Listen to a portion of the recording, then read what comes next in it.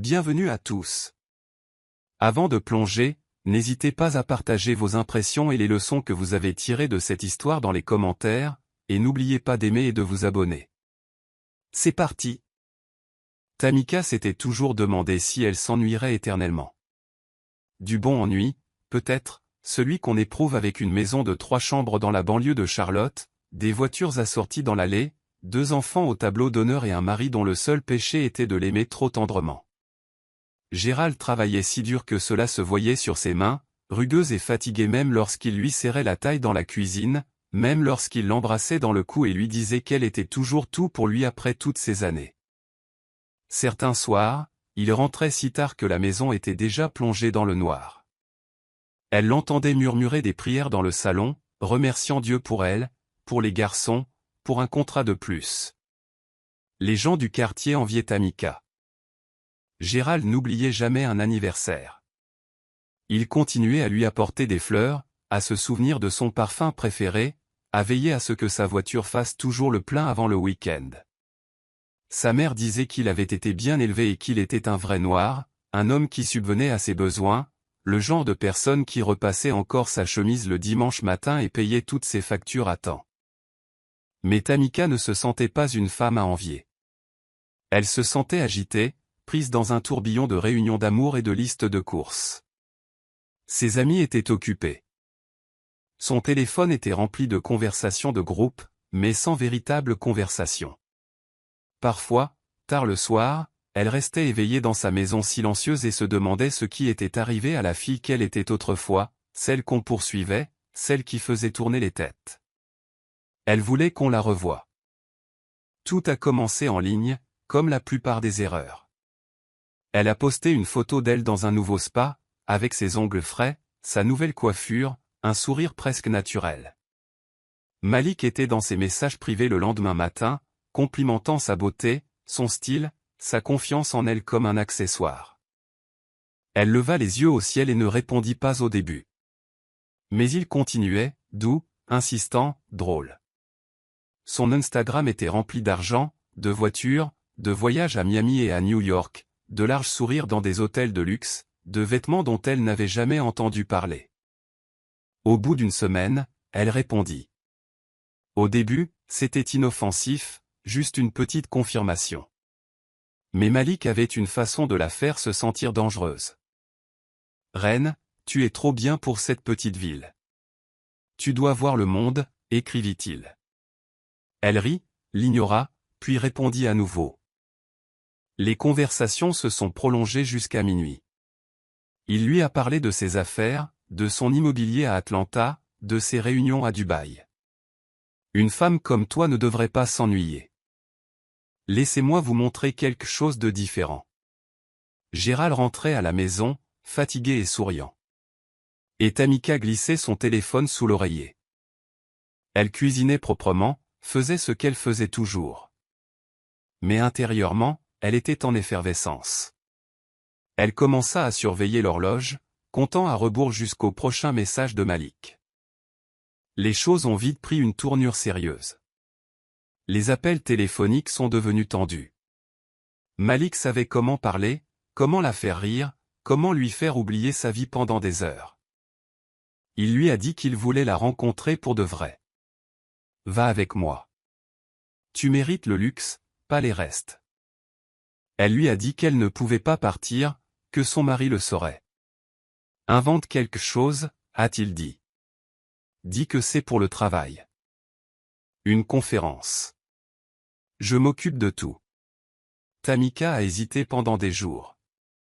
Mais Malik a envoyé des photos, des billets, des confirmations, une réservation pour une suite 5 étoiles à Dubaï. Des vols en première classe avec son nom sur la liste des passagers. Laissez-moi vous offrir le monde, a-t-il écrit. Il suffit de dire oui. Le matin de son départ, Gérald a porté sa valise jusqu'à la voiture, l'a embrassé sur la joue et lui a dit de lui envoyer un texto à son arrivée à Los Angeles. Il n'a pas remarqué que ses mains tremblaient. Elle a failli tout lui dire sur le champ. Presque. Ce vol était son premier aperçu d'une autre vie. Du champagne au décollage, des serviettes chaudes, un siège côté hublot avec vue sur le monde. Malik l'a accueilli à l'aéroport de Dubaï. Grand, peau foncée, barbe impeccable, un sourire qui lui donnait l'impression d'être toute neuve. Il la serra dans ses bras comme s'il la possédait et murmura, « Tu comprends ce que ça fait d'être choisi. » L'hôtel était vertigineux. Une suite pentouse avec vue sur le Burj Khalifa. De l'or partout. Des draps si doux qu'elle s'y enfonçait comme dans l'eau. Le premier soir, Malik l'emmena dîner sur un toit, entouré d'étoiles et d'inconnus. Il commanda du champagne, des fruits de mer, du chocolat qui fondit sur sa langue. Le monde lui semblait lointain. Gérald, les enfants, son ancienne vie. Pendant 3 jours, elle s'est laissée absorber. Des virées shopping où il lui montrait des cartes noires. Des rires en essayant des robes qu'elle ne porterait jamais à la maison. Des excursions en yacht privé où il lui versait du vin et lui disait qu'elle était la plus belle femme de la salle. Chaque soir, Malik la serrait contre lui murmurait des promesses, et Tamika le croyait. Elle ne consultait plus son téléphone, sauf pour le message quotidien qu'elle envoyait à Gérald. « Tu me manques. Les affaires ne s'arrêtent pas. Je t'aime. » Elle aurait voulu se sentir coupable, mais elle ne l'était pas. Pas encore. Le 4e matin, Malik se réveilla tôt, vêtu d'un costume bleu foncé qu'elle n'avait jamais vu auparavant. « J'ai une réunion importante aujourd'hui, ma reine. Je reviens ce soir.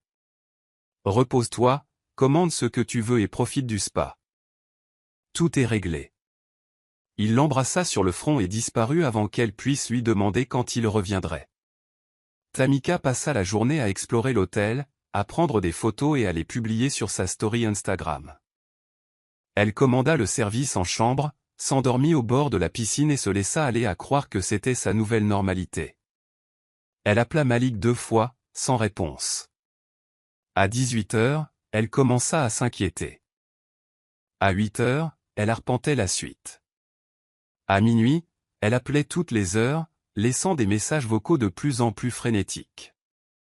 Le lendemain matin, elle fut réveillée par un coup sec.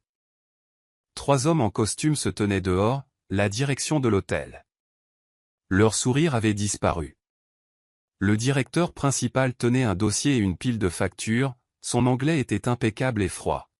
« Mademoiselle Richardson, nous avons un sérieux problème. Les modes de paiement de votre compte ont tous échoué. Les cartes de crédit ne sont pas valides. Nous n'avons aucune trace des fonds reçus pour votre séjour, ni pour les achats et autres prestations facturées dans votre suite. Le montant total du s'élève à plus de 370 000 $. Tamika en eut la bouche sèche.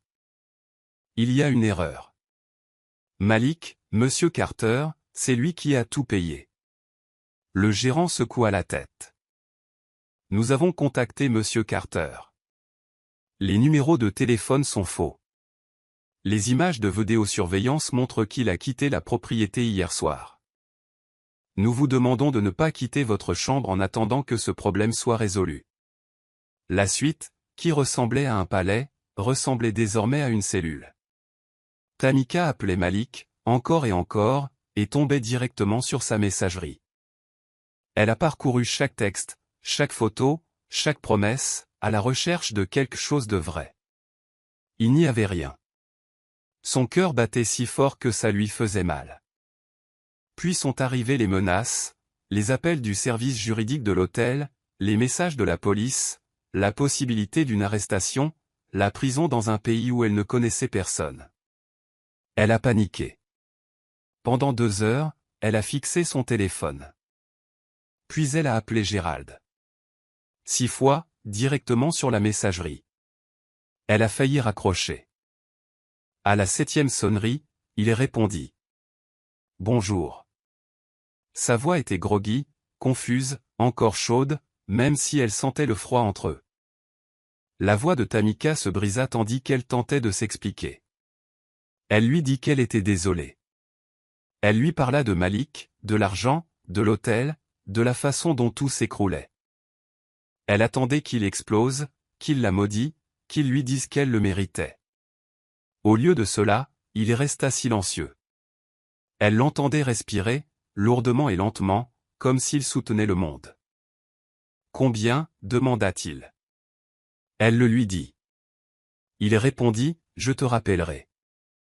2 heures plus tard, le directeur de l'hôtel revint dans sa chambre, muni d'un reçu. La dette était réglée, et intégralement. Tamika sentit le soulagement envahir son corps, puis la honte. Son téléphone vibra. Une confirmation de virement de Gérald. Puis un message. Ton billet de retour est réservé. Ne reviens pas chez moi. Le vol de retour n'a rien à voir avec celui de l'aller. Elle était assise en classe économique, coincée entre 2 inconnus, tremblante tout au long du trajet de Dubaï à Charlotte. Chaque fois qu'elle fermait les yeux, elle voyait le sourire de Malik, entendait la voix de Gérald. Elle essayait de dormir, mais ses rêves étaient peuplés de voix. Celle de son mari, de ses enfants, du directeur de l'hôtel. À son retour, la voiture de Gérald avait disparu. La maison était froide, les lumières éteintes. Elle traversa le salon, les photos disparues des murs, son alliance sur la table de la cuisine. Elle monta à l'étage, ouvrit la chambre des garçons et la trouva vide, à l'exception d'un mot. Ils sont chez ma sœur. N'appelle pas. Tamika a envoyé des textos à Gérald à plusieurs reprises, mais il n'a jamais répondu. Elle a appelé sa mère, qui a raccroché en entendant sa voix. Mes amis qui m'appelaient tous les jours n'envoyaient plus que des messages silencieux. Ça va? J'ai appris ce qui s'est passé. Personne n'est venu me voir. La maison semblait vide, et elle ne pouvait ni dormir, ni manger, ni respirer sans avoir l'impression que sa vie la quittait. Les semaines passèrent. Tamika essayait de se reconstruire. Elle a appelé des avocats, a essayé de récupérer son ancien emploi. Elle est allée à l'église et s'est assise au dernier rang, espérant le pardon, espérant quelque chose qui lui rappellerait ce qu'elle avait ressenti auparavant. Les garçons ne voulaient pas la voir. Gérald changea de numéro. Un matin, elle se réveilla fiévreuse et courbaturée. Elle essaya de se calmer, mais la douleur s'intensifia. Intense, vif, implacable. Au cabinet du médecin, l'infirmière lui prit la main et lui parla à voix basse. Les résultats étaient clairs. Une infection sexuellement transmissible chronique. Incurable. L'infirmière lui a conseillé d'appeler ses partenaires récents pour commencer immédiatement un traitement. Le mot « chronique » résonna dans l'esprit de Tamika. Elle réalisa qu'elle n'avait plus personne à appeler. Malik était un fantôme. Aucune trace, aucune réponse. Gérald avait disparu. Le gamin aussi. Ses amis se dispersèrent. Elle se regarda dans le miroir, revit la femme qu'elle était et ne la reconnut plus. Tamika tenta de la contacter, laissant des messages vocaux à Gérald. « Je suis désolé. S'il te plaît, parle-moi. Je suis malade. J'ai besoin d'aide. » Il n'a jamais répondu. Elle a envoyé des messages à des amis. « S'il te plaît, peux-tu venir ?» Personne n'est venu. Elle était assise dans le noir, la télé allumée dans une pièce vide, et elle faisait défiler de vieilles photos. Elle et Gérald le jour de leur mariage. Ces garçons souriaient au parc, des selfies avec Malik à l'hôtel de Dubaï. Les jours se sont transformés en semaines. Son compte en banque s'est tari, la maison s'est remplie de factures impayées et de lettres non ouvertes. Les voisins chuchotaient, mais personne ne lui parlait en face. Sa mère a appelé un jour pour savoir si elle mangeait. Tamika a menti, a dit qu'elle allait bien, a raccroché et a pleuré pendant 1 heure. Chaque nuit, elle rêvait de l'hôtel, des draps moelleux, de la vue depuis la fenêtre, du sourire de Malik. Chaque matin, elle se réveillait dans le même lit froid, seule, sans aucun moyen de retrouver la vie qu'elle avait perdue. Elle comptait ses pilules, consultait son téléphone, attendait un message qui n'arrivait jamais. Le dernier message qu'elle a envoyé à Gérald était le plus long. Elle écrivait « Je sais que j'ai tout détruit. Je sais que je ne mérite pas le pardon. Je veux juste que tu saches que je suis désolé. Je suis vraiment désolé.